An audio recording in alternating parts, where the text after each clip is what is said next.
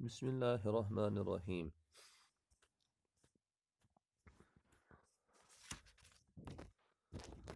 اوقات الصلاح، نماز کے اوقات، کس وقت کس نماز کا وقت شروع ہوتا ہے اور کس وقت ختم ہوتا ہے، اس کا تذکرہ چل رہا ہے، جس میں سے ہم نے فجر اور ظہر کے اوقات کو پڑھ لیا ہے۔ اب صلاۃ العصر، نمبر 3، العصر، عصر کی نماز، وہی اربع رکعات، اور عصر کی نماز ہے 4 رکعت، یعنی فرض نماز جو عصر کی ہے 4 رکعتیں ہیں۔ وَيَبْتَدِئُ وَقْتُهَا، اور اس کا وقت شروع ہوتا ہے من بعد انتہاء وقت الظہر، انتہا کے معنی ہے مکمل ہونا، بعد کے معنی بعد، یعنی ظہر کا وقت ختم ہونے کے بعد اس کا وقت شروع ہوتا ہے۔ وَيَبْقَى، اور باقی رہتا ہے اِلیٰ غروب الشمس، غروب آفتاب تک۔ تو اس سے معلوم ہوا کہ جو ظہر میں اختلاف تھا وقت کے ختم ہونے کا، کہ بعض حضرات کہتے ہیں 1 مثل پر ختم ہوگا اور دوسرے حضرات کہتے ہیں 2 مثل پر ختم ہوگا۔ تو جن حضرات کے ہاں 1 مثل پر ختم ہوگا ظہر کا وقت، ان کے ہاں عصر کا وقت 1 مثل کے بعد شروع ہوگا، اور جن حضرات کے ہاں 2 مثل پر ظہر کا وقت ختم ہوگا، ان کے ہاں 2 مثل پر عصر کا وقت شروع ہوگا۔ صلاۃ المغرب، نمبر 4، مغرب کی نماز، وہی 3 رکعات، اور اس کی جو فرض رکعتیں ہیں وہ ہے 3 رکعتیں۔ یبتدئ وقتها، اس کا وقت شروع ہوتا ہے من غروب الشمس، غروب آفتاب سے، غروب آفتاب ہو گیا تو اسی وقت سے اس کا وقت شروع ہوتا ہے۔ وَيَبْقَى، اور باقی رہتا ہے اِلیٰ غیاب الشفق الاحمر، شفق احمر کے غائب ہونے تک۔ تو چنانچہ جب سورج ڈوب جاتا ہے اس کے 1 گھنٹے بعد مغرب کی طرف سے آسمان میں سفیدی چھا جاتی ہے، اور اس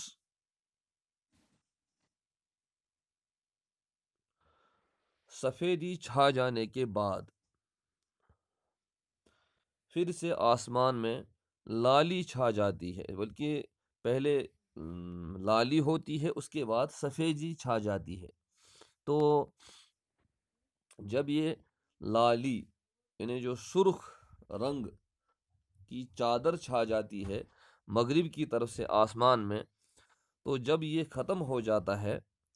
تو اس وقت مغرب کا وقت ختم ہو جاتا ہے، جو کہ 1 گھنٹہ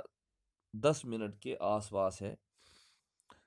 اور وہ وقت، جبکہ حاشیے میں لکھا ہوا ہے وَوَقْتُ الْمَغْرِبِ يَمْتَدُّ إِلَىٰ أَنْ يَغِيبَ الْبَيَاضُ الَّذِي يَأْتِي بَعْدَ الْحُمْرَةِ، لیکن اس لالی کے بعد ایک سفیدی آ جاتی ہے آسمان پر، اور چند منٹوں میں جو کہ 12 منٹ ہیں، 12 منٹ کے اندر اندر وہ سفیدی بھی ختم ہو جاتی ہے اور بالکل رات کا سما ہو جاتا ہے۔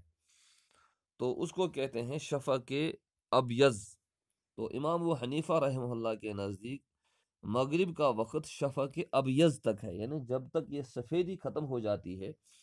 اور پوری رات چھا جاتی ہے تب تک مغرب کا وقت ہے۔ اور جبکہ صاحبین کے نزدیک امام محمد اور امام ابو یوسف رحمہ اللہ کے نزدیک شفق احمر کے غائب ہونے تک ہے، یعنی یہ دراصل شفق کی تشریح میں اختلاف ہے کہ شفق سے مراد کیا شفق ابیض ہے یا شفق احمر ہے۔ تو صاحبین کے نزدیک اس سے مراد شفق احمر ہے، جبکہ امام ابو حنیفہ رحمہ اللہ کے نزدیک اس سے مراد شفق ابیض ہے، جو کہ اس کے بعد چھا جاتی ہے۔ وعلیہ الفتویٰ، تو صاحب کتاب نے لکھا ہے کہ فتویٰ اسی پر ہے کہ شفق احمر جب ڈوب جاتی ہے اسی پر فتویٰ ہے، یعنی کہ مغرب کا وقت اسی حد تک رہتا ہے۔ یہ عام طور پر جو ہمارے علاقے ہیں 1 گھنٹہ 10 منٹ 20 منٹ کے آس پاس مغرب کا وقت بنتا ہے۔ صلاۃ العشاء، عشاء کی نماز، وہی 4 رکعات، اور اس کی تعداد فرض نماز رکعت کی 4 ہے۔ یبتدئ وقتها من غیاب الشفق، اور اس کا وقت شروع ہوتا ہے، عشاء کا وقت، من غیاب الشفق، جو ہم نے اوپر شفق پڑھی اس کی وضاحت آ گئی، اس شفق کے شروع ہونے سے اس کا وقت شروع ہوتا ہے، شفق کے غائب ہونے سے۔ وَيَبْقَى، اور باقی رہتا ہے، اِلَى طُلُوعِ الفجر، طلوع فجر صادق تک، طلوع الفجر صادق۔ اس سے پہلے بات آ چکی ہے کہ ایک ہوتا ہے فجر کاذب اور ایک ہوتا ہے فجر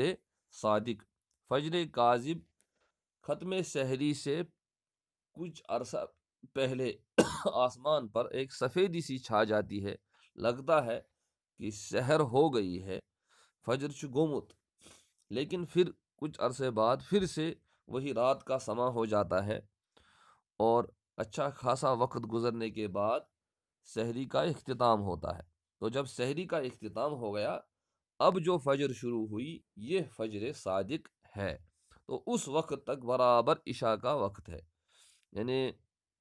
شفق کے غائب ہونے کے بعد، مغرب کا وقت ختم ہونے کے بعد سے طلوع فجر صادق تک اس کا وقت باقی ہے۔ البتہ اتنی دیر کرنا، عشاء کو اتنی دیر تک لے جانا ٹھیک نہیں ہے، بلکہ نصف رات تک آدمی پڑھے تو بہتر ہے۔ اس کے بعد اس میں کراہت آ جاتی ہے کہ دراصل ایک طرح کی سستی کا اظہار اس میں ہے، اس اعتبار سے کراہت ہے، فی نفس ہی ادائیگی میں کوئی کراہت نہیں ہے۔ صلاۃ الوتر، وطر کی نماز چونکہ واجب ہے اس لیے اس کا تذکرہ الگ سے کیا، اور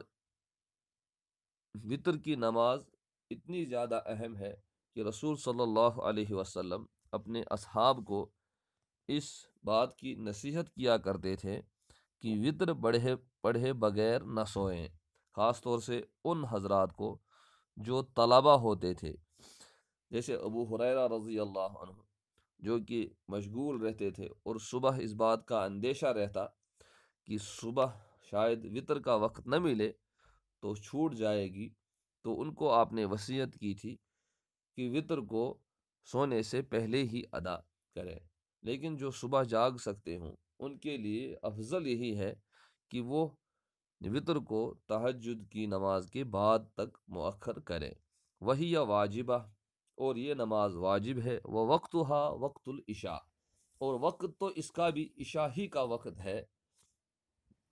غیر البتہ انہا تصلی بعد العشاء، البتہ یہ نماز عشاء کے بعد پڑھی ہی جائے گی۔ فَإِن صَلَّى أَحَدٌ، اگر کسی نے پڑھی صلاۃ الوتر، وطر کی نماز، قبل صلاۃ العشاء، عشاء کی نماز سے پہلے، وجب علیہ اعادۃ الوتر، تو اس پر واجب ہے وطر کو دہرانا، بعد صلاۃ العشاء، عشاء کی نماز کے بعد، اس لیے کہ وطر یہ عشاء کی نماز کے تابع ہے۔ جس نے عشاء سے پہلے پڑھی گویا کہ اس نے مغرب کے ساتھ پڑھی، یا یہ کہ عشاء سے قبل پڑھی، جبکہ اس کا وقت عشاء کی نماز کے فرائض کے بعد ہے۔ تو ابھی ہم پڑھ رہے ہیں اوقات الصلاح، نمازوں کے اوقات، تو آگے کچھ اسی سے متعلق کچھ چھوٹے چھوٹے مسائل ہیں جن کو کہا ہے فروع، ان کی جمع فروع، ان کے معنی شاخ کے ہیں، یعنی کچھ ذیلی مسائل تتعلق باوقات الصلاح، جن کا تعلق اوقات نماز سے ہے۔ یستحب الاسفار بالفجر، یستحب کے معنی مستحب ہونا. اسفار، اسفار کا مطلب ہے تھوڑی سی روشنی ہو جائے، اس کو کہتے ہیں اسفار، یعنی واضح ہو جائے کہ دن آ گیا ہے. تو اتنی دیر تک فجر کو مؤخر کرنا مستحب ہے. بالفجر یعنی فجر میں اسفار کرنا مستحب ہے. یہ 5-6 منٹ کا فرق ہوتا ہے. یعنی جو فجر کا وقت آج کل ہے 1.5 گھنٹہ اس کے آس پاس، اس کا اگر ہم آدھا کریں، آدھے حصے کے آخری کچھ منٹوں کو لے لیں تو اس میں اسفار ہو جاتا ہے. یستحب التأخیر بالظہر، اور مستحب ہے تأخیر بالظہر، ظہر کی، فی فصل الصیف، صیف کے معنی گرمی کے ہیں، گرمی کے موسم میں ظہر کو مؤخر کرنا مستحب ہے تاکہ گرمی کی شدت کم ہو گئی ہو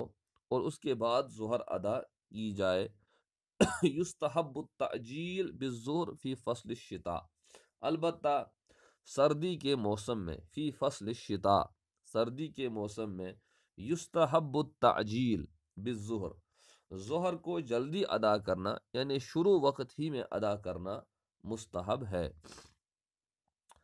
یستحب التأخیر بالظہر فی فصل الشتاء، اسی طرح اس دن ظہر کی نماز کو مؤخر کرنا مستحب ہے سردی کے موسم میں. اذا کان یوم غیم، بلکہ یہاں ہونا چاہیے فی فصل الصیف، گرمی کے دنوں میں بھی اس وقت مؤخر کرنا مستحب ہے. اذا کان یوم غیم، جب کہ بادل والا دن ہو، حتی یتیقن زوال الشمس، یہاں تک کہ یقین ہو جائے کہ سورج زائل ہو چکا ہے، یعنی زوال ہو چکا ہے، ظہر کا وقت شروع ہو چکا ہے. کیونکہ فی نفسی ہی اوقات کا تعلق، بعض نمازوں کا تعلق سورج کے اپنے جگہ سے ڈلنے سے ہے، مشرق سے مغرب کی طرف آنے سے ہے. تو اس اعتبار سے بنیاد یہ ہے. اگرچہ آج کل گھڑیوں کا نظام ہے اور اس سے بادل وغیرہ ان دنوں میں بھی کوئی پریشانی نہیں ہوتی ہے، تو پھر یہ صورتحال پیدا نہیں ہوگی، بلکہ گھڑی کے ذریعے سے اس کا یقین ہو جائے گا، پھر بھی استحباب باقی رہے گا. یستحب تأخیر العصر، اسی طرح احناف کے ہاں عصر کو مؤخر کرنا مستحب ہے. ما لم تتغیر الشمس، جب تک کہ سورج تتغیر کے معنی تبدیلی آنا، جب تک اس میں تبدیلی نہ آئے، یعنی جب تک اس کا رنگ زرد نہ پڑ جائے اس وقت تک مستحب ہے. یعنی کہ مغرب سے پہلے 20 منٹ کو چھوڑ کر کے جو وقت ہے وہ عصر کا بہترین وقت ہے، اور اس کے بعد تک مؤخر کرنا تو اس کی بہت بڑی مذمت آئی ہے کہ اس طرح کی نماز نہیں پڑھنی چاہیے کہ آدمی بیٹھا رہتا ہے جب تک سورج بالکل زرد پڑ جاتا ہے، پھر اٹھتا ہے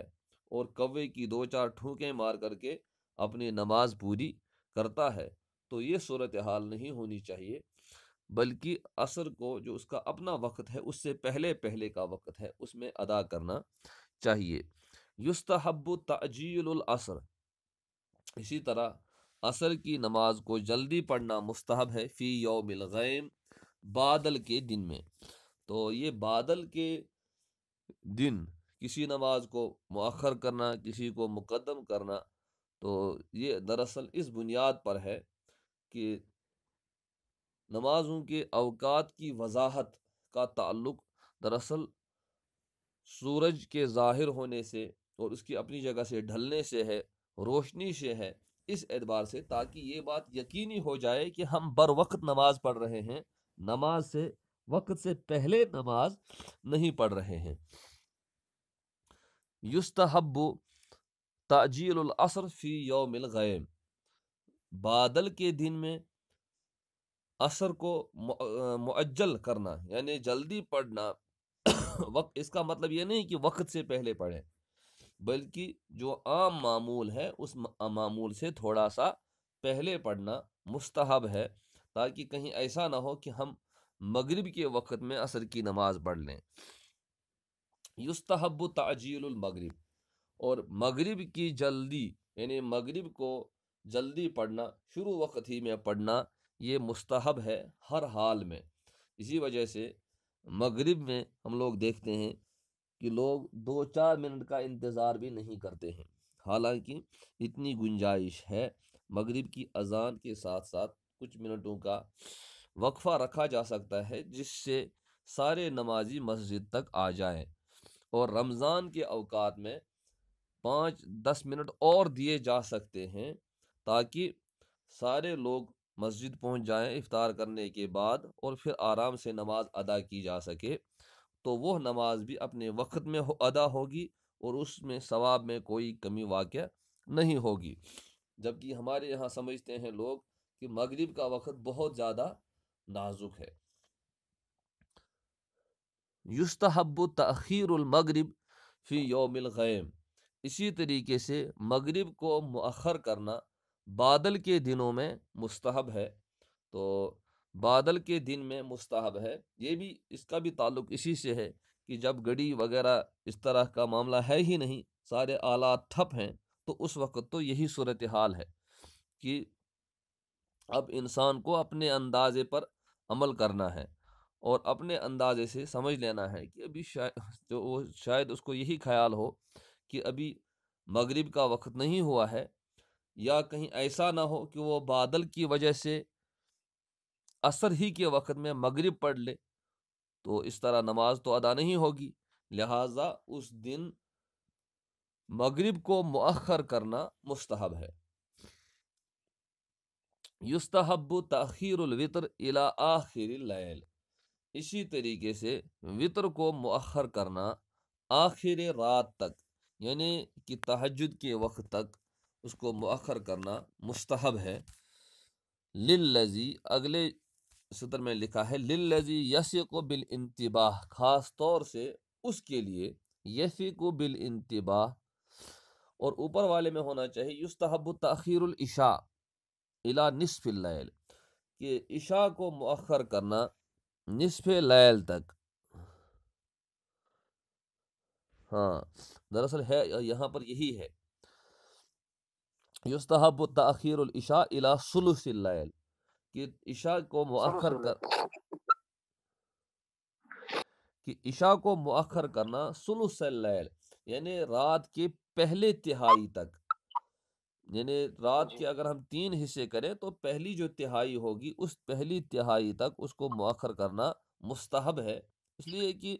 اس کے بعد کا وقت جو ہے اگرچہ وہ عشاء کا وقت ہے، لیکن انسان پر نیند غالب ہو سکتی ہے، اور اصل جو فرض ہے وہ فرض نماز چھوٹ جائے گی، جیسے کہ ہم اس کا مشاہدہ کرتے ہی ہیں